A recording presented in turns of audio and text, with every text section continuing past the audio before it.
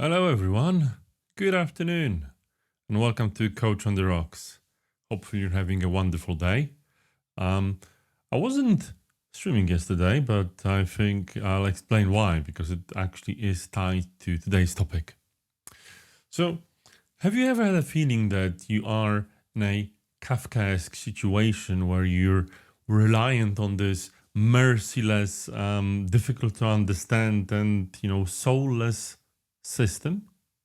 I had we all had situations like that. So yesterday I was exchanging my modem in the Sky office. Interestingly, I was exchanging it to the very same model, and it's not that anything was wrong with my previous one. I just signed a new agreement. But even though it's the same model of the same modem, a person had to come in and install it. When I was speaking to the operator by the phone, they promised me a 30-day rolling contract, but in the agreement it stated 12 months. And today, when my wife was looking to sign a TV plan, as they've promised, 30-month rolling, it turned out to be 24 months. And I'm not blaming anyone for malice regarding that. I just think there's a soulless system governing it all in a very ridiculous way. Much like, the Horizon scandal in the post office in the UK. That's, definitely going on right now, or has been going on, and people are looking at it and noticing how much ridiculousness can there be with these systems. I'm actually not kicking up a fuss because I think these services are good. I'm just a bit disappointed by the fact that the organization lets people down like that, lets its clients down like that. And I think when it comes to these systems, the people that suffer are always the people at the end, the smallest ones, the ones that can possibly just say, I just have to live with that. The challenging thing is that the postmasters in the UK, unfortunately, were prosecuted for it, and a huge miscarriage of justice. If you're in the UK, obviously know about it. If you're outside of the UK, you might want to have a look what happened and see what can happen when a system goes awry. I think the problem lies with people that have a reductionist way of thinking. In fact, people with similar professions to myself, people that deal with products, people that deal with change, people that try to optimize and help organizations by building systems of people, process, technology.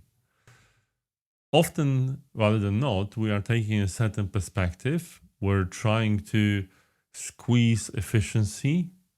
We're trying to make a change in the company, make it more profitable, have a better system, so less people can do more.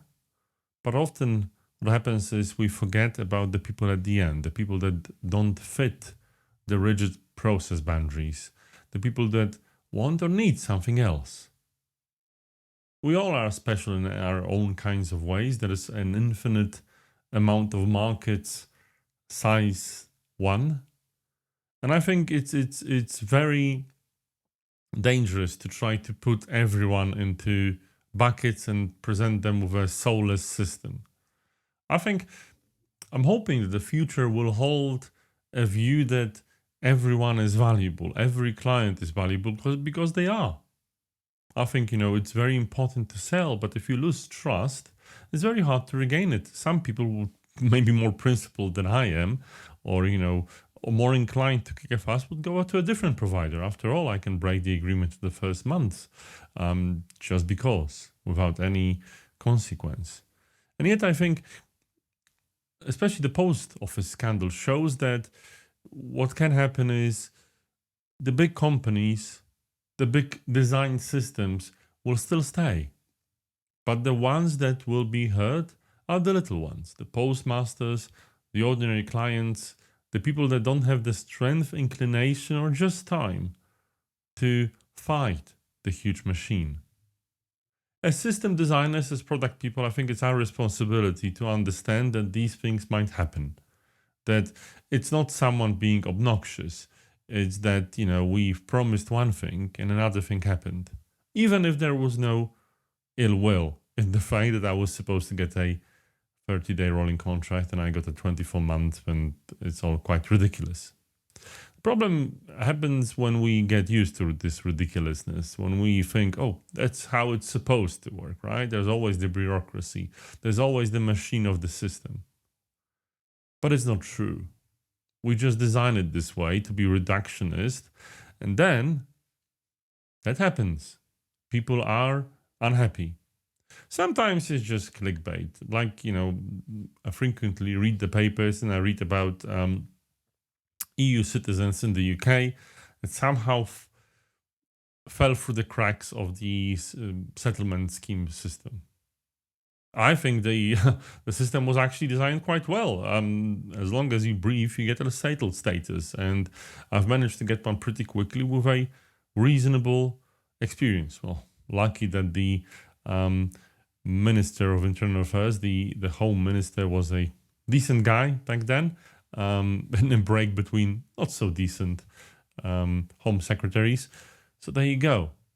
But what I would say is, first of all, there is always a way. If you feel under pressure, if you feel beaten down by the system, there's always the way to fight. And if you yourself are designing systems, please be aware that they can also be an element of oppression.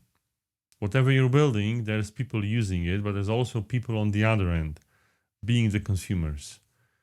Don't let them feel like they're forced to do ridiculous things. With that, I hope to see you tomorrow for the next Coach on the Rocks. And until then, have a great day. Bye-bye.